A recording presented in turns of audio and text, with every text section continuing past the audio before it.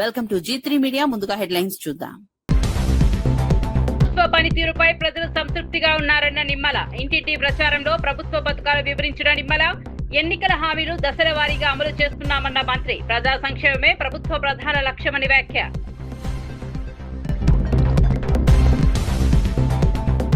ఇరవై ఒకేళ్ల ఎన్నికల ప్రతిపాదనపై బండి సంజయ్ విమర్శలు. ప్రజాప్రతినిధులకు రాజకీయ పరిపక్వత అవసరమన్న బండి. ఎన్నికల సంస్కరణలపై సమగ్ర చర్చ జరగాలన్న బండి సంజయ్. యువతకు అవకాశాలపై రాజ్యాంగబద్ధ నిర్ణయాలే ముఖ్యమని వ్యాఖ్య. డిఎస్సీపై సిబిఐ విచారణ కోరిన బొత్స సత్యనారాయణ. డిఎస్సీ అక్రమాలపై లోకేష్ రాజీనామా చేయాలన్న బొత్స.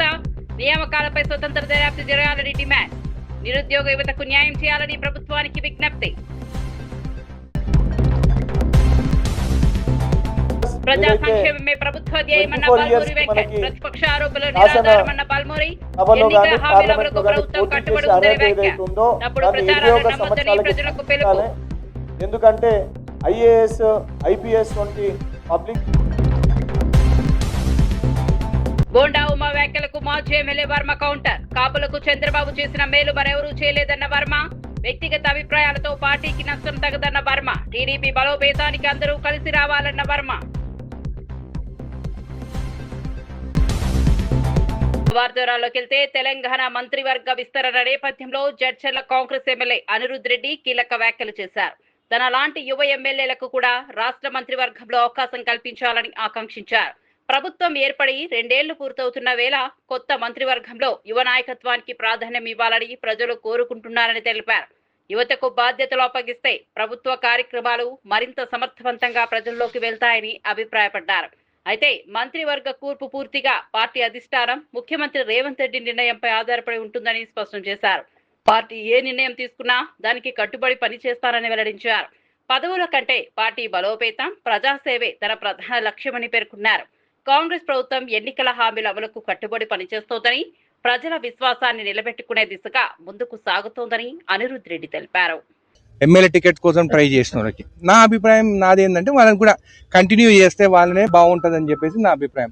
ఇంకా కొంతమంది అంటున్నారు మళ్ళీ వాళ్ళ 2 ఏళ్ళు అయిపోయింది కదా, వాళ్ళని మారుస్తా అంటున్నారు కదా, మళ్ళీ మినిస్టర్లది కూడా 2 ఏళ్ళు అయిపోయింది కదా, మళ్ళీ వాళ్ళని కూడా మారుస్తారా అని కూడా అంటున్నారు. అదే ఎమ్మెల్యే నా అభిప్రాయం నేను కూడా చెప్పొచ్చు. యంగ్స్టర్స్ ఉన్నారు, ఇంజనీరింగ్ చదువుకున్న వాళ్ళు ఉన్నాము, డాక్టర్స్ ఉన్నారు. మాకు కూడా కొత్త వాళ్ళకి అవకాశం ఇస్తాం, కొత్త కూడా పనిచేస్తాం. ఎందుకంటే ఇప్పుడు అంతా జనరేషన్ జీ వచ్చింది. సో ఇవన్నీ మా అభిప్రాయాలు. కానీ ఏదున్నా కానీ బాస్ ఈజ్ అవర్ ఏఐసిసి. ఇక్కడ మా బాస్ రేవంత్ రెడ్డి గారు, మా బాసు పిసిసి మహేష్ గారు, వీళ్ళందరూ వాళ్ళు నిర్ణయం తీసుకుని వాడు ఏ నిర్ణయం తీసుకున్నా కానీ దానికి కట్టుబడి ఉంటాం. కానీ నా నిర్ణయం, నా అభిప్రాయం ఇది. నా అభిప్రాయం ఏంటంటే ఒకవేళ 2 years అయిపోయింది, కొత్త వాళ్ళు కావాలంటే మన మినిస్టర్లు కూడా 2 years అయిపోయింది కదా అని కూడా ప్రజలు మాట్లాడుతున్నారు అనేది నేను చెప్తున్నాను. అంతే. Thank you. టీడీపీ నేత బోండా ఉమా చేసిన వ్యాఖ్యలపై పిఠాపురం మాజీ ఎమ్మెల్యే వర్మ స్పందించారు. 2019 ఎన్నికల్లో కాపు ఉద్యమం వల్లే తెలుగుదేశం పార్టీ ఓడిపోయిందన్న వ్యాఖ్యలను ఆయన ఖండించారు. కాపు సామాజిక వర్గానికి చంద్రబాబు నాయుడు చేసినంత మేలు మరెవరూ చేయలేదని స్పష్టం చేశారు. అప్పట్లో జగన్మోహన్ రెడ్డి ఒక్క అవకాశం ఇవ్వాలని ప్రజలను కోరడంతోనే ఆయనకు ప్రజలు ఓటేశారని అన్నారు. వ్యక్తిగత అభిప్రాయాలను పార్టీ అధికారిక వైఖరిగా చూపించడం సరికాదని సూచించారు. పార్టీ నేతలు తమ వ్యక్తిగత అభిప్రాయాలు వెల్లడించే సమయంలో ముందుగానే స్పష్టత ఇవ్వాలని అన్నారు.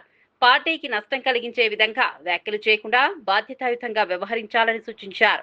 టీడీపీ బలోపేతానికి అందరూ కలిసి పనిచేయాల్సిన అవసరం ఉందని వర్మ పేర్కొన్నారు. ఉపాధి అవనండి, కాపు భవనాల నిర్మాణం అవనండి, ఇన్ని ఉన్నాయి. ఒకటి మీరు చెప్పుకోగలరా జగన్మోహన్ రెడ్డి గారు? లేదు. అల్టిమేట్గా ఏంటంటే పద్మనాభం గారు స్వర్గస్థులయ్యారు. ఆయన గురించి ఎవరో కూడా తప్పుగా మాట్లాడకూడదు. ఆయన ఆ కమ్యూనిటీ గురించి పోరాడిన మాట వాస్తవం, అందులో తేడా లేదు. ఏదైనా ఆ కమ్యూనిటీకి చేసిన వ్యక్తి చంద్రబాబు నాయుడు గారు, ఇది వాస్తవం, ఇందులో తేడా లేదు. కాపుల కోసం ఇంత కష్టపడి ఇంత ఖర్చు పెట్టి ఇన్ని రకాల అవకాశాలు కల్పించిన చంద్రబాబు నాయుడు గారి గురించి యావత్ తెలుగుదేశం పార్టీలో ఉన్న 175 నియోజకవర్గాల్లో ఉన్న అందరూ మాట్లాడవలసిన ఆవశ్యకత ఉంది. నిజాలు ప్రజలకు తెలియజేయాలి. ఎందుకంటే ఒకసారి మర్చిపోతారు.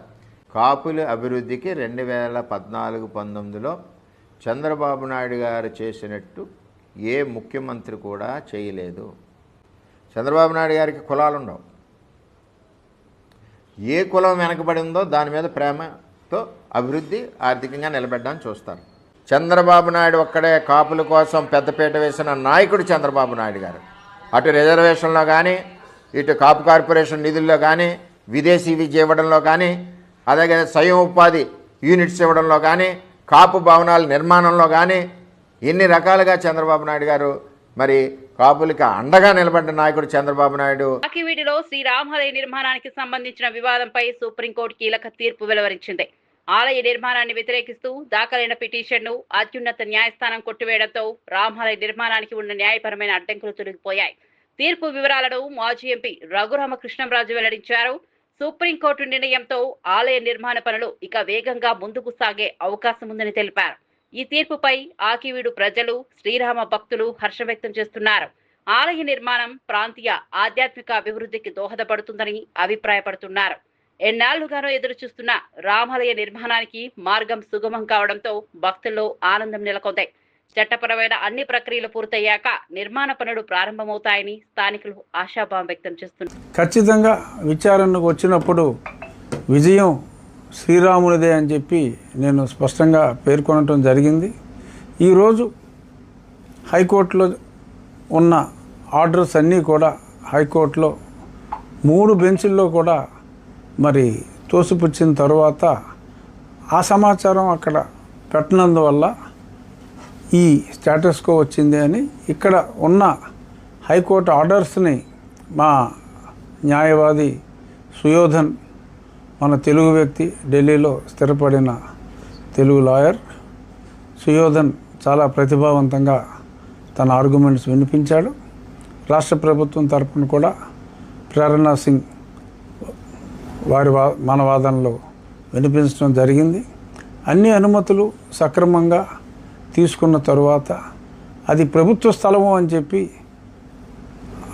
శ్రవణ్ కుమార్ గారి తరపు వాదించిన న్యాయవాదులు మాట్లాడితే 90 సంవత్సరాలుగా అది ప్రభుత్వ స్థలమే. ప్రభుత్వ స్థలంలో ఉన్న దేవాలయ స్థానంలో మళ్ళీ తిరిగి దేవాలయం కట్టుకుంటే దానికి అభ్యంతరం ఏమిటి అని చెప్పి సుప్రీంకోర్టు కూడా ప్రశ్నించి ఆ పిటిషన్ని కొట్టివేయటం జరిగింది. ఆల్రెడీ చెప్పాను నేను, గన్నవరం దగ్గర దేవాలయం వేగవంతంగా పూర్తవుతుందని. సుమారు 70% పనులు అయిపోవచ్చుని. మిగిలిన 20% కూడా రాబోయే నెల రోజుల్లో పూర్తయిపోతాయి. ఒక సైట్లో గతంలో ఫౌండేషన్ వర్క్ ఆల్మోస్ట్ పూర్తి చేసాం. ఇంకొన్ని ఫౌండేషన్ వర్క్స్ రేపు ఉదయాన్నే మళ్ళీ తిరిగి పనులు సైట్లో పునఃప్రారంభించి 2 వారాల తర్వాత ఆంధ్రప్రదేశ్ లో నిర్వహించిన మెగా డిఎస్సి ఉపాధ్యాయ నియామకాల ప్రక్రియలో తీవ్ర అవకతవకలు జరిగాయని ఆరోపిస్తూ ఈ వ్యవహారంపై సిబిఐతో సమగ్ర విచారణ జరిపించాలని శాసనమండలి ప్రతిపక్ష నేత బొత్స సత్యనారాయణ డిమాండ్ చేశారు. డిఎస్సి నియామకాలలో జరిగిన అక్రమాలకు నైతిక బాధ్యత వహిస్తూ రాష్ట్ర విద్యాశాఖ మంత్రి నారా లోకేష్ వెంటనే తన పదవికి రాజీనామా చేయాలని కోరారు. నియామక ప్రక్రియలో జీవోల మార్పులు, ఎంపిక విధానంలో అవకతవకలు జరిగాయని, బాధిత అభ్యర్థులు ఇప్పటికే ఆధారాలతో ముందుకు వచ్చారని తెలిపారు. ప్రభుత్వం ఈ అంశాన్ని పారదర్శకంగా విచారించి వాస్తవాలను ప్రజలకు వెల్లడించాలని అన్నారు. నిరుద్యోగ యువత భవిష్యత్తుతో చెలగాటమాడకుండా నిష్పాక్షిక దర్యాప్తు చేపట్టాలని సూచించారు. డిఎస్సిపై వస్తున్న ఆరోపణలన్నింటినీ స్వతంత్ర దర్యాప్తు సంస్థతో విచారిస్తేనే నిజాలు వెలుగులోకి వస్తాయని, బాధ్యులపై కఠిన చర్యలు తీసుకోవాలని బొత్స సత్యనారాయణ డిమాండ్ చేశారు. జరిగే అందరం చూసాం, కళ్ళ కొట్టినట్లు చెప్పారు. అందుకు ప్రభుత్వంలో పారదర్శకత ఉంటే,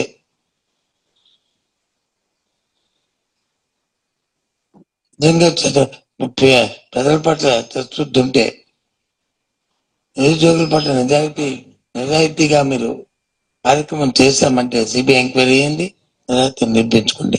అంతవరకు మంత్రి మంత్రి వర్గం నుంచి ఆ మంత్రి పక్కన ఉండండి. మీలాగే చెప్పారు అక్కడ కూడా కబుర్లు. అక్కడికి ఏమైంది? అంతేకాదు, వ్యవస్థ ఫస్ట్ పడిపోయిన పరిస్థితి తీసుకొచ్చారు. ఫీజు రింబర్స్మెంట్ సుమారు 10,000 కోట్ల రూపాయలు వాటికి బకాయిలు ఉన్నాయి. ఫీజు రింబర్స్మెంట్ కానీ, లేదా విద్యాదీవెన కానీ, వసతి విద్యాదీవెన కానీ, వసతి దీవెన కానీ, రెండు కలుపుకుంటే సుమారు 10,000 కోట్లు ఉంది. ఈ పథకం ఎప్పుడు వచ్చింది చంద్రబాబు నాయుడు గారు? స్వర్గీయ రాజశేఖర రెడ్డి గారు ఆలోచన చేసి ఆ రోజు ఈ పథకాన్ని ప్రవేశపెట్టిన తర్వాత ఆయన హయాంలో కానీ తర్వాత వచ్చిన ముఖ్యమంత్రులు రాజశేఖర్ గారు కానీ కిరణ్ కుమార్ రెడ్డి కానీ ఇదేదో రాజశేఖర్ గారు చేశారు, ఈ బకాయిని నిమ్మని చెప్పారు. అంతెందుకు, నువ్వు 14 తెలంగాణ ముఖ్యమంత్రి రేవంత్ రెడ్డి చేసిన 21 ఏళ్ల యువతకు పార్లమెంట్, అసెంబ్లీ ఎన్నికల్లో పోటీ చేసే అవకాశం కల్పించాలన్న ప్రతిపాదనపై కేంద్ర మంత్రి బండి సంజయ్ కుమార్ స్పందించారు. ఈ ప్రతిపాదన వాస్తవ పరిస్థితులకు అనుగుణంగా లేదని ఆయన విమర్శించారు. ప్రజాప్రతినిధులకు రాజకీయ అనుభవం, పరిపక్వత కూడా అవసరమని పేర్కొన్నారు. ఈ సందర్భంగా రాహుల్ గాంధీ ప్రధానమంత్రి అయ్యే అవకాశాన్ని ప్రస్తావిస్తూ వ్యాఖ్యలు చేశారు. ఎన్నికల సంస్కరణలపై చర్చ జరగడం సహజమే అయినప్పటికీ ప్రజలను తప్పుదోవ పట్టించే విధంగా ప్రకటనలు చేయకూడదని సూచించారు. యువత రాజకీయాల్లోకి రావడం స్వాగతించదగిన విషయమే అయినా రాజ్యాంగబద్ధమైన మార్పులు, సమగ్ర చర్చల తర్వాతే నిర్ణయాలు తీసుకోవాలని అభిప్రాయపడ్డారు.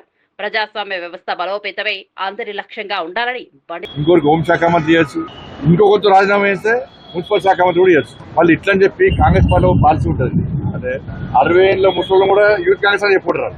మళ్ళీ ఇదే ఛాన్స్ అనుకుని మా విఎన్ మాత అన్నాడు, మా మంచోడు, బోలా శంకరుడు, కట్టర్ కాంగ్రెస్ వాది, గాంధీ కుటుంబానికి భక్తుడు. మళ్ళీ మా విఎన్ తనకు ఇప్పుడు మా కేశవరావు సార్ కు జీన్ పాయింట్ వేసి, టీ షర్ట్ వేసి, చేతిలో జెండా ఇచ్చి వీళ్ళ జంజీలు అని చెప్పి మా విఎన్ మంత్రులకు విద్యాశాఖ మంత్రి, కేశవరావు సార్ కు హోంశాఖ మంత్రి, కోదండ సార్ తీసుకొచ్చి ఆయనకు మున్సిపల్ శాఖ మంత్రి ఇస్తే అట్లా మోసం చేసే ప్రయత్నం చేయకండి. కూటమి ప్రభుత్వం చేపట్టిన మెగా డిఎస్సీ ఉపాధ్యాయ నియామకాలపై వైఎస్ఆర్సీపీ అసత్య ప్రచారం చేస్తోందని టీడీపీ నాయకులు ఆరోపించారు. విద్యార్థులు, నిరుద్యోగ యువతకు ఇచ్చిన హామీ మేరకు విద్యాశాఖ మంత్రి నారా లోకేష్ నేతృత్వంలో వేలాది ఉపాధ్యాయుల పోస్టుల భర్తీ ప్రక్రియను పూర్తిస్థాయి పారదర్శకతతో వేగంగా కొనసాగిస్తున్నామని తెలిపారు. నియామకాల ప్రక్రియలో ఎలాంటి అక్రమాలు జరగలేదని, అన్ని నిబంధనలను ఖచ్చితంగా పాటిస్తున్నామని స్పష్టం చేశారు. రాజకీయ ప్రయోజనాల కోసం వైసీపీ నాయకులు నిరాధార ఆరోపణలు చేస్తున్నారని విమర్శించారు. అభ్యర్థులు పుకార్లను నమ్మకుండా అధికారిక సమాచారాన్ని మాత్రమే విశ్వసించాలని సూచించారు. రాష్ట్ర విద్యా వ్యవస్థను బలోపేతం చేయడమే ప్రభుత్వ లక్ష్యమని, అర్హులైన ప్రతి ఒక్కరికి అభ్యర్థికి న్యాయం జరిగేలా నియామక ప్రక్రియ కొనసాగుతోందని, తప్పుడు ప్రచారాలను ప్రజలు నమ్మవద్దని టీడీపీ నాయకులు కోరారు. మళ్ళా చెప్తున్నారు, నిన్న పేపర్లు సక్రమంగా పెట్టలేదని. పేపరు సక్రమంగా పెట్టలేనడికి పిల్లెందుకు? మీకు ఒక రాజకీయ పార్టీనా? అంటే కోర్టు సమయాన్ని, కోర్టు అంటే మీకు చిన్నచూపుగా కనబడుతోందని ప్రశ్నిస్తా ఉన్నా. సరైన సమాచారం మీ దగ్గర లేదు కాబట్టే కోర్టు ఆ పిటిషన్ను తిరస్కరిస్తుందనే భయంతో తెలివిగా మీరు ఆ పిటిషన్ను వెనక్కు తీసుకోవడం జరిగింది. మేము తప్పు జరిగితే ఒప్పుకునేదానికి సిద్ధంగా ఉన్నాం. ప్రభుత్వంలో 100కు 100% అన్నీ కరెక్ట్గా జరుగుతాయి, తప్పు జరిగితే నేను ఒప్పుకునేదానికి సిద్ధంగా ఉన్నా అని చెప్పి పలు సందర్భాలు లోకేష్ బాబు గారికి చెప్పడం జరిగింది. మీకు గుర్తుందో లేదో, వైఎస్ఆర్సీపీ నాయకులకు గతంలో గాలి ముద్దుగుస్తమనాడి ఉమ్మడి రాష్ట్ర విద్యాశాఖ మంత్రిగా ఉన్న సమయంలో 10వ తరగతి పరీక్షలు లీక్ అయినాయని చెప్పి నైతిక బాధ్యత వహించి రాష్ట్ర విద్యాశాఖ మంత్రిగా రాజీనామా చేయడం జరిగింది. అది తెలుగుదేశం పార్టీ నిబద్ధత. తప్పు జరిగింది కాబట్టి దానికి బాధ్యతగా ఆ రోజు విద్యాశాఖ మంత్రి బాధ్యత వహించడం జరిగింది. మీ గ్రూప్ 1 పరీక్షల్లో ఇంత ఘోరాలు ఇన్ని జరిగితే ఏనాడైనా కానీ బాధ్యత తీసుకున్నారా మీరు? తప్పు జరిగిందని కనీసం ఒక అధికారితో అయిన స్టేట్మెంట్ కానీ మీరు కానీ రాజకీయంగా ఒకటి ఇచ్చారా? ఈరోజు 163 మంది గ్రూప్ 1 అధికారుల పరిస్థితి, వారి భవిష్యత్తు ఏమవుతుందో కూడా తెలియని అగమ్య గోచర పరిస్థితుల్లో ఈరోజు ఉండడం జరుగుతుంది. ఎందుకని మీరు బాధ్యత తీసుకోవాలి? గ్రూప్ 1కి సంబంధించి మీరు ముఖ్యమంత్రిగా ఉన్న సమయంలోనే కదా పరీక్ష పేపర్లు అత్యంత కట్టుదిట్టమైన భద్రత మధ్య దిద్దాల్సి ఉంటే హాయిలాండ్లో మీ డ్రైవర్లు, మీ బండ్రోజులు, మీ ఇంట్లో పనిచేసే కూలోళ్ళు వీళ్ళందరితో కలిపి గ్రూప్ 1 పేపర్లు దిద్దిన మాట వాస్తవమా కాదా? 2006 సంవత్సరం కడప డిఎస్సిలో మీ తండ్రి గారు ముఖ్యమంత్రిగా ఉన్నప్పుడు ఓఎంఆర్ సీట్లనే మార్చేసి మెరిట్ ఉన్న నిరుద్యోగ ఉపాధ్యాయులందరినీ కూడా నాశనం చేసి కోట్లాది రూపాయలు మీ బంధువులు డబ్బులు తీసుకొని వాటిని తారుమారు చేసిన మాట వాస్తవం కాదా? ఆ పరీక్ష రాష్ట్రమంతా కాకుండా ఒక్క కడప జిల్లాలోనే డిఎస్సి పరీక్ష రద్దయిన మాట వాస్తవమా కాదా ఒకసారి జగన్మోహన్ రెడ్డి గారు చెప్పాలి. ఎవరు బాధ్యత తీసుకుంటారు దీనికి? ఇది వాస్తవమా కాదా? డిఎస్సిలో ఏ యొక్క చిన్న తప్పు జరగకోకుండా 100% పారదర్శకంగా జరిగితే ఇంత నానాయాగి చేస్తూ ఉన్నారు. ఇంకా రేపు పెద్ద ఎత్తున ధర్నాలు చేస్తామంటున్నారు. ఈ ధర్నాలో దాదాపు 33,000 గ్రీవెన్సెస్ వస్తే ప్రతి ఒక్క గ్రీవెన్స్కు లిఖితపూర్వకంగా సంబంధిత అభ్యర్థులను కూర్చోబెట్టుకుని దీనివల్ల నీకు ఉద్యోగం రాలేదమ్మా, దీనివల్ల లేదని చెప్పి స్పష్టంగా అధికార యంత్రాంగం 3 అక్కడ జిల్లా విద్యాశాఖ అధికారి దగ్గర, ఆర్జేడీ గారి దగ్గర, అదేవిధంగా రాష్ట్ర కమిషనర్ దగ్గర కూడా వ్యవస్థలు గ్రీవెన్స్ సెల్ని ఏర్పాటు చేసి అందరికీ కూడా మొత్తం సమాధానాలు వారికి చేయడం జరిగింది. 200 పైచిలుకు కోర్టు కేసులు వేస్తే ఏ కోర్టు కేసులు కూడా ప్రభుత్వానికి వ్యతిరేకంగా తీర్పు రాలే. అవన్నీ కూడా ప్రభుత్వము ఏదైతే కౌంటర్ వేసిందో వాటన్నింటిని కూడా రాష్ట్ర హైకోర్టు కూడా సమ్మతించడం జరిగింది. ఇక్కడ ఎవరు కూడా నిరుద్యోగులు మాట్లాడడంలే. డిఎస్సిలో మాకు అన్యాయం జరిగిందనో, డిఎస్సిలో అవకతవకలు జరిగాయనో, ఈ రాష్ట్రంలో పరీక్షలు రాసిన నిరుద్యోగ ఉపాధ్యాయులు ఎవరు మాట్లాడడంలే. మాట్లాడుతుండేది ఒకరు రాజకీయ నిరుద్యోగులు మాత్రమే. రాజకీయ నిరుద్యోగులు జగన్మోహన్ రెడ్డి ఆయన ముఠ ఎప్పుడెప్పుడు ఈ రాష్ట్ర ముఖ్యమంత్రిగా కూర్చోవాలని చెప్పి తగతగలాడుతూ గందరగోళాన్ని చేయాలని చెప్పి ప్రయత్నం చేస్తూ ఉన్నారు. ఇవన్నీ కూడా చర్చించాలంటే అసెంబ్లీకి రమ్మంటే మళ్ళా రాడు. ఎక్కడ మాట్లాడాలా? ఈ రాష్ట్రంలో నేను ఒక శాసనసభ్యునిగా గెలిపించడం జరిగింది పులివెందుల నియోజకవర్గ ప్రజలు. పులివెందుల నియోజకవర్గ ప్రజలు చర్చించేదానికి అసెంబ్లీకి రావు. ఒక మాజీ ముఖ్యమంత్రిగా, ఒక పార్టీ అధినేతగా నిజంగా నీకు అనుమానాలుంటే చర్చించాల్సింది అసెంబ్లీకి రావాలా? నీ దగ్గర ఏ సాక్ష్యాధారంలో తీసుకొని అసెంబ్లీకి రా. వచ్చే అసెంబ్లీ జరుగుతుంది కదా, దానికి మాత్రం రావు. చెట్ల కింద, గోడల కింద, చెరువు గట్ల మీద కూర్చొని బురదల్లే కార్యక్రమానికి నువ్వు ప్రయత్నం చేస్తూ ఉన్నావు. నీ ప్రయత్నం ఎప్పటికీ కూడా సఫలం కాదు. ఇంకా నీ మీద జంజీ యువత దృష్టి సారించలే. దృష్టి సారించి ఉండింటే ఈ రాష్ట్రంలో జంజీ యువత నీకు ఆ 11 కూడా వచ్చేటి కావు. జంజీ యువతకు కూడా విజ్ఞప్తి చేస్తా ఉన్నాం. 19-24 మధ్య కాలంలో జగన్మోహన్ రెడ్డి చేసిన దుర్మార్గాల పట్ల యువతను ఏ విధంగా వేధించారు, యువతకు ఏ విధంగా అన్యాయం చేశారన్న దానిపైన దృష్టి సారించాలా. ఆయన విశ్వరూపాన్ని, ఆయన వైఖరిని మీరు గమనించాలా అని చెప్పి కడపలో జూలై 28న వైఎస్ఆర్సీపీ ఆధ్వర్యంలో భారీ నిరసన కార్యక్రమం నిర్వహించనున్నట్లు పార్టీ నాయకులు ప్రకటించారు. ఈ కార్యక్రమానికి సంబంధించిన పోస్టర్ను ఆవిష్కరించిన నేతలు రాష్ట్రంలో విద్యారంగ సమస్యలు, మెగా డిఎస్సీ నియామకాలలో జరిగినట్లు ఆరోపిస్తున్న అక్రమాలపై సిబిఐ విచారణ జరిపించాలని డిమాండ్ చేశారు. విద్యాశాఖ మంత్రి నారా లోకేష్ తన బాధ్యతలను సమర్థవంతంగా నిర్వహించలేదని ఆరోపిస్తూ వెంటనే రాజీనామా చేయాలని కోరారు. ఫీజు రీయింబర్స్మెంట్, వసతి దీవెన బకాయిలను ప్రభుత్వం వెంటనే విడుదల చేయాలని డిమాండ్ చేశారు. ఎన్నికల సమయంలో ఇచ్చిన హామీలలో కూటమి ప్రభుత్వం విఫలమైందని వైసీపీ జిల్లా అధ్యక్షుడు రవీంద్రనాథ్ రెడ్డి విమర్శించారు. విద్యార్థులు, నిరుద్యోగుల సమస్యలను ప్రభుత్వం పట్టించుకోవడం లేదని ఆరోపిస్తూ ప్రజలందరూ ఈ నిరసన కార్యక్రమంలో పాల్గొని విజయవంతం చేయాలని పిలుపునిచ్చారు. ఎలా రిక్రూట్మెంట్ చేసుకోవాలి? స్పోర్ట్స్ కోటానే, మిగతాటి అన్నీ కూడా పక్కన పెడితే ఈ స్పోర్ట్స్ కోటానే ఎలా ఫిలప్ చేయాలి అని చెప్పేసి ఇచ్చిన జీవోలు. సో దాన్ని మార్చేయడం జరిగిందనమాట. 2025 19/4/2025 47 జీవో ఇవ్వడం జరిగింది.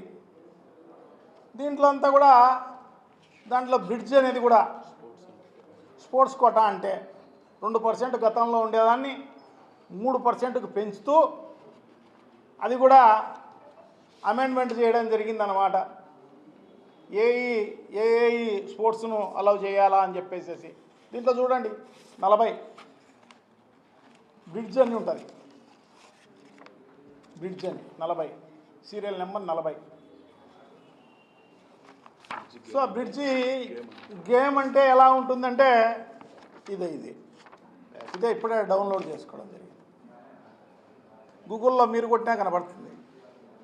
4 ఆడచ్చు అంట. సో చూడండి, దీన్ని కూడా చేర్చడం జరిగింది. సో ఇంతకుముందన్నా ఒలింపిక్స్లో ఆడిన వాళ్ళను, నేషనల్స్లో ఆడిన వాళ్ళను స్టేట్లో ఆడిన వాళ్ళను, జిల్లా వైడ్ ఆడిన వాళ్ళను వీళ్ళని ఎంపిక చేసేవాళ్ళు. అది పథకాలు, గోల్డ్ మెడలు, సిల్వర్ మెడలు, ప్లాటినం మెడలు, ఇట్లా వచ్చిన వాళ్ళని మాత్రమే ఎంపిక చేసేవాళ్ళు. మన కర్మగాలి ఈ ప్రభుత్వంలో ఈ బ్రిడ్జ్ అనే ఇది కూడా కలిపి గాంధీ భవన్ లో నిర్వహించిన మీడియా సమావేశంలో ప్రభుత్వ సలహాదారు వి హనుమంతరావు విద్యార్థుల సంక్షేమంపై కీలక వ్యాఖ్యలు చేశారు. వైఎస్ఆర్ హయాంలో ప్రారంభమైన ఫీజు రీయింబర్స్మెంట్ పథకం వేలాది మంది పేద విద్యార్థులకు ఉన్నత విద్యను అందుబాటులోకి తీసుకొచ్చిందని గుర్తు చేశారు. ప్రస్తుతం కాంగ్రెస్ ప్రభుత్వం కూడా ఈ పథకాన్ని మరింత బలోపేతం చేసేందుకు తగిన నిధులు విడుదల చేయాలని ముఖ్యమంత్రి రేవంత్ రెడ్డి, డిప్యూటీ సీఎం బట్టి విక్రమార్కలకు విజ్ఞప్తి చేశారు. ఆర్థిక ఇబ్బందుల కారణంగా ఏ విద్యార్థి చదువు మధ్యలో ఆగిపోకూడదని అన్నారు. అలాగే యువత రాజకీయాల్లోకి రావడానికి 21 ఏళ్లకి అవకాశం కల్పించే బిల్లును స్వాగతిస్తున్నట్టు తెలిపారు. యువతకు రాజకీయాల్లో అధిక ప్రాతినిధ్యం లభించడం ప్రజాస్వామ్యానికి మేలు చేస్తుందని అభిప్రాయపడ్డారు. విద్య, ఉపాధి, రాజకీయ అవకాశాల యువతకు మరింత ప్రాధాన్యం కల్పించాలని హనుమంతరావు సూచించారు. మాకు వాగ్దానం చేశారు, ఆ తర్వాత ఇంప్లిమెంట్ కూడా చేశారు రాజశేఖర్ రెడ్డి పీరియడ్లో. అదేవిధంగా ఇవాళ ఏం జరుగుతున్నది, ఇవాళ ఫీజు రీయింబర్స్మెంట్ తర్వాత అయిన ప్రభుత్వంలో వచ్చిన ప్రజలు, విద్యార్థి సోదరులందరూ మేము చదవలేము, ఫీజు కట్టలేము, మా పిల్లల భవిష్యత్తు ఎట్లయితుంది కాబట్టి ఏదైతే ప్రైవేట్ కాలేజీలు కానీ స్కూల్ కాలేజీలలో ఫీజు ఎక్కువ తీసుకుంటున్నారు, ఆ ఫీజు రీయింబర్స్మెంట్ చేస్తే మా పిల్లలు కూడా చదువుతారు అన్నారు. దానికి రాజశేఖర్ రెడ్డి గారు ఓకే చేశారు. కానీ ఆయన ఉన్నంతకాలం ఇవ్వడం జరిగింది. కానీ బీఆర్ఎస్ గవర్నమెంట్ వచ్చిన తర్వాత దాన్ని తుంగలో తొక్కేశారు. కనుక నా ముఖ్యమంత్రి గారు తప్పనిసరిగా దీని మీద ఎందుకంటే మీరు ఎన్నో అభివృద్ధి కార్యక్రమాలు చేస్తున్నారు. ఇవాళ గురుకుల విద్యార్థులకు, ఏది మహాత్మా జ్యోతిరావు పూలే విద్యార్థులకు, బీసీ విద్యార్థులకు కానీ ఇవాళ మీరు స్కూళ్ళల్లో షూ ఇస్తున్నారు, డ్రెస్ ఇస్తున్నారు, పడుకునే బట్టలు ఇస్తున్నారు, భోజనాలు పెడుతున్నారు, బ్రేక్ఫాస్ట్ పెడుతున్నారు, లంచ్ పెడుతున్నారు, అన్నీ బాగున్నాయి. కానీ ఇది ఒక్కటి మాత్రం, ఎందుకంటే అపోజిషన్ దీన్ని ఏ విధంగా అడ్వాంటేజ్ తీసుకోవాలని చూస్తున్నారు. కానీ అది మనం చేసిన కార్యక్రమే. మరి కొత్త కార్యక్రమం అడుగుతలే. మీరు ఇన్ని ఇండస్ట్రీస్ వస్తున్నాయి, ఎవరు చూడు తెలంగాణకు రావాలి, ప్రతి ఇండస్ట్రీ వాళ్ళు ఈడ పెట్టుబడులు పెట్టాలి, ఈడ ఉద్యోగాలు ఇవ్వాలని ఆయన అవకాశం కల్పించడమే కాకుండా న్యూ సిటీ, అదేవిధంగా స్పోర్ట్స్ సిటీ కూడా చేస్తుంది. కాబట్టి నా ఉద్దేశంలో ఇవాళ ప్రైవేట్ స్కూల్ ఏదైతే ఉన్నాయో, గవర్నమెంట్ ఏది ప్రైవేట్ ఇళ్ళల్లో ఉన్నాయి, ఏదైతే డెడికేటెడ్ స్కూల్స్ పెడుతున్నావో అదేవిధంగా వారికి 25 ఎకరాల భూమి, దానికి సరి అయిన కన్స్ట్రక్షన్కు అన్నీ చేస్తున్నాము. కనుక ఈ ప్రైవేట్లో ఉన్న ఇళ్లలో కంటే ప్రతి ఏదైతే స్కూల్ ఉన్నారో మహాత్మా జ్యోతిరావు పూలే గురుకుల స్కూళ్ళకు దానికి కూడా ఒక 4-5 ఎకరాలు మీరు ఇవ్వగలిగితే పిల్లలు ఆడతారు, మంచిగా చదువుతారు, హాస్టల్లో ఉంటారు అనేది నా ఉద్దేశం. దీంతో పాటు there is a big demand ఉన్నదండి. ప్రతి ఒక్కరు కూడా ఏ బీసీ అసోసియేషన్గా అందరు కూడా ఏమంటున్నారు, ఫీజు రీయింబర్స్మెంట్ ఇవ్వాలి అందరూ అంటున్నారు. ఈ అన్ని పార్టీలు కూడా మొదలుపెట్టినాయి. కనుక నా ఉద్దేశంలో మా డిప్యూటీ సీఎం అయినటువంటి బట్టి విక్రమార్క తాను ఏమంటాడంటే, నేను రాజశేఖర్ రెడ్డి శిష్యుడు అంటాడు, రాజశేఖర్ రెడ్డి ఆలోచన అంటాడు. కాబట్టి ఆయన అదేవిధంగా ముఖ్యమంత్రి గారు ఇద్దరు కలిసి తప్పనిసరిగా అంచెలంచెలుగా ఇది బాగా నా మీద ఒత్తిడి పెరుగుతుంది. ఎందుకంటే నేను మొదటి నుంచి ఓబీసీల గురించి కొట్లాడా, కేంద్రంలో కొట్లాడా, ఐఐఎంలో రిజర్వేషన్ లేదని సుప్రీంకోర్టు కొట్టేస్తే నేను సోనియా గాంధీ దగ్గర పోయినా, madam talent is not anybody's property, God has given everybody, but we should give opportunity అన్నా. ఏం చేయాలన్నది, ఏం చేయాలమ్మా, మా దగ్గర కూడా టాలెంట్ ఉన్నది. కానీ ఇవాళ సుప్రీంకోర్టు కొట్టేసిన తర్వాత ఆల్టర్నేట్ ఓన్లీ పార్లమెంట్ కాబట్టి why don't you put a word to the doctor Manmohan Singh is the prime minister అంటే చెప్పింది, బిల్లు పాస్ అయింది. అన్ని పార్లమెంట్ సెగ్మెంట్లో అసెంబ్లీ మా సంఖ్య ఎక్కువది బీసీలది. కనుక ప్రతి ఒక్కరు కూడా బీసీలకు అన్యాయం జరుగుతుంది, పాస్ అయింది. ఆనాడు ఉన్నటువంటి మాయావతి కావచ్చు, శరద్ పవార్ కావచ్చు, మమతా కావచ్చు, అన్ని పార్టీల వాళ్ళు మద్దతు ఇస్తే పాస్ అయింది. ఇవాళ ఒక్కొక్కడు 1,40,000 జీతం సంపాదించుండు యాజ్ ఏ ఇంజనీర్గా ఐఐటీలో. అదేవిధంగా All India Institute of Medical సైన్సెస్లో డాక్టర్లు అవుతున్నారు. ఇవాళ మీరు ఈ ఫీజు అన్నీ చేస్తున్నావు. అక్కడ గురుకుల్లో బ్రేక్ఫాస్ట్, లంచ్, బట్టలు ఇస్తున్నావు, మంచిగా చదువు చెప్పాలంటున్నావు, స్పోర్ట్స్ సిటీ చేస్తా అంటున్నావు. ఇది ఒక్కటి మీరు చేయగలిగితే, ఎందుకంటే నా మీద ఒత్తిడి పెరుగుతుంది. ఎందుకంటే నేను మొదటి నుంచి ఓబీసీల గురించి పార్లమెంట్లో కన్వీనర్గా, పార్లమెంటు ఎంపీల కన్వీనర్గా పనిచేసిన, సాధించిన, దాని మీద నా మీద ఒత్తిడి. అదేవిధంగా ఇవాళ గవర్నమెంట్, తెలంగాణ గవర్నమెంట్ అడ్వైజర్గా, అదేవిధంగా నా సబ్జెక్ట్ ఏంటి బీసీల అభివృద్ధి అని ఉన్నది. కనుక బీసీ నాయకులందరూ వచ్చి నా మీద ఒత్తిడి తెస్తున్నారు. ముఖ్యమంత్రి గారు ఇది ఒక్కటి చేసేయండి. ఇక మీ Malkajgiri police station circle inspector గా ఎస్ విజయ్ కుమార్ సోమవారం బాధ్యతలు స్వీకరించారు. సిసిఎస్ నుంచి బదిలీపై వచ్చిన ఆయనకు పోలీసు అధికారులు, సిబ్బంది ఘన స్వాగతం పలికారు. ఇంతవరకు మల్కాజ్గిరి సిఐగా పనిచేసిన సత్యనారాయణ ఆర్థిక నేరాల విభాగానికి బదిలీ కావడంతో బాధ్యతల మార్పిడి జరిగింది. ఈ సందర్భంగా స్టేషన్ ఎస్ఐలు, కానిస్టేబుల్ సత్యనారాయణకు వీడ్కోలు పలికారు. కొత్తగా బాధ్యతలు చేపట్టిన విజయ్ కుమార్ ను వివిధ రాజకీయ పార్టీల నాయకులు, కుల సంఘాల ప్రతినిధులు, స్థానిక ప్రముఖులు కలిసి శుభాకాంక్షలు తెలిపారు. ప్రజలకు అందుబాటులో ఉండే పోలీసింగ్ కు ప్రాధాన్యం ఇస్తారని విజయ్ కుమార్ పేర్కొన్నారు. శాంతి భద్రతల పరిరక్షణ, నేరాల నియంత్రణతో పాటు ప్రజల సమస్యలను వేగంగా పరిష్కరించే దిశగా కృషి చేస్తానని ఆయన వెల్లడించారు.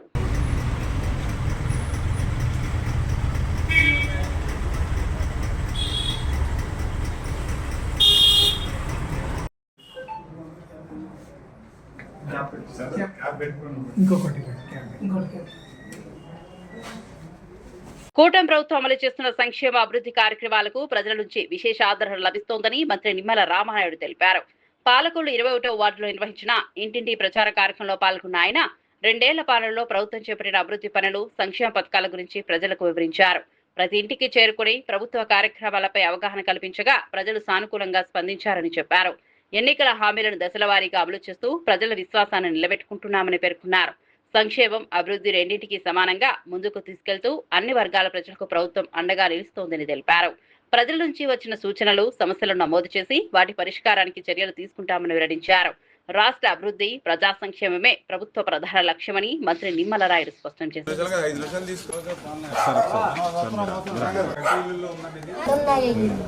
ఇప్పుడు చేసేసి మిమ్మల్ని ఇంట్లో పెడతానమ్మా, ధైర్యంగా ఉండు, ఏం ఇబ్బంది లేదు. మీ ఇంటి గృహప్రవేశానికి కూడా వస్తాను, ఓకేనా?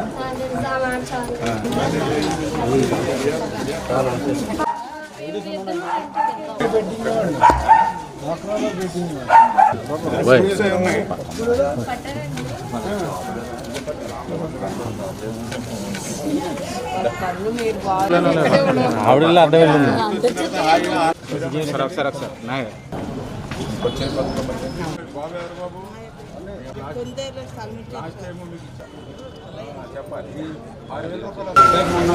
సైడ్ సైడ్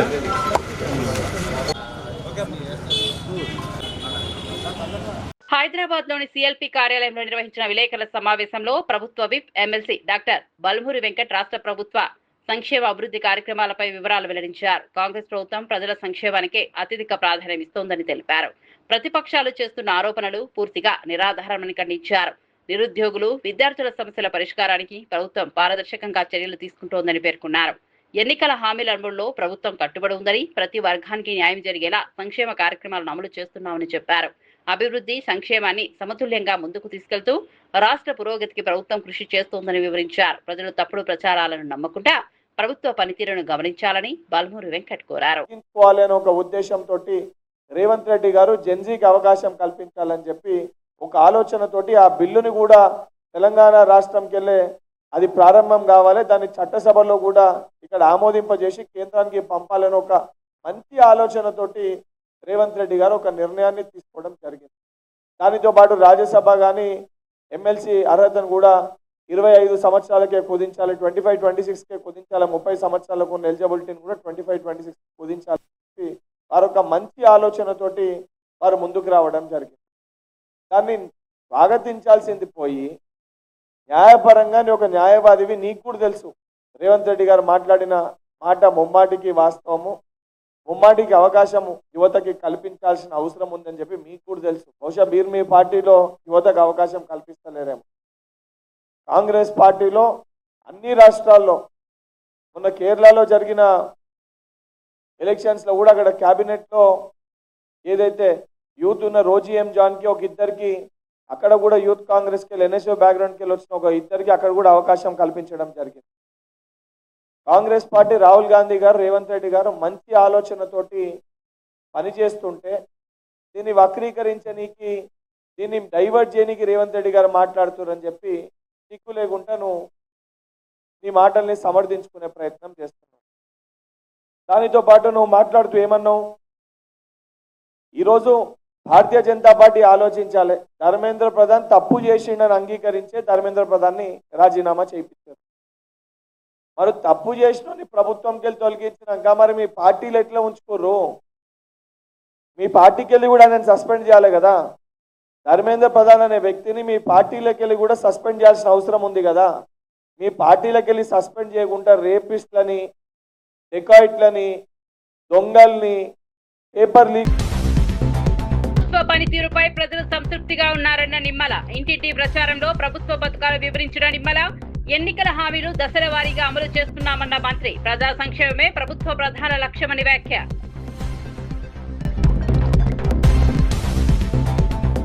21 ఏళ్ల ఎన్నికల ప్రతిపాదనపై బండి సంజయ్ విమర్శలు. ప్రజాప్రతినిధులకు రాజకీయ పరిహొక్కత అవసరమన్న బండి. ఎన్నికల సంస్కరణలపై సమగ్ర చర్చ జరగాలన్న బండి సంజయ్. యువతకు అవకాశాలపై రాజ్యాంగబద్ధ నిర్ణయాలే ముఖ్యమని వ్యాఖ్య. డిఎస్సీపై సిబిఐ విచారణ కోరిన బొత్స సత్యనారాయణ. డిఎస్సీ అక్రమాలపై లోకేష్ రాజీనామా చేయాలన్న బొత్స. నియామకాలపై స్వతంత్ర దర్యాప్తు జరగాలని డిమాండ్. నిరుద్యోగ యువతకు న్యాయం చేయాలని ప్రభుత్వానికి విజ్ఞప్తి. ప్రజా సంక్షేమమే ప్రభుత్వ ధ్యేయమన్న బాల్మూరి వెంకట్. ప్రతిపక్ష ఆరోపణలు నిరాధారమన్న బాల్మూరి. ఎన్నికల హామీల అమలుకు ప్రభుత్వం కట్టుబడి ఉందని వ్యాఖ్య. తప్పుడు ప్రచారాలను నమ్మొద్దని ప్రజలకు పిలుపు. ఎందుకంటే ఐఏఎస్, ఐపీఎస్ వంటి పబ్లిక్. బోండా ఉమా వ్యాఖ్యలకు మాజీ ఎమ్మెల్యే వర్మ కౌంటర్. కాపులకు చంద్రబాబు చేసిన మేలు మరెవరూ చేయలేదన్న వర్మ. వ్యక్తిగత అభిప్రాయాలతో పార్టీకి నష్టం తగదన్న వర్మ. టీడీపీ బలోపేతానికి అందరూ కలిసి రావాలన్న వర్మ.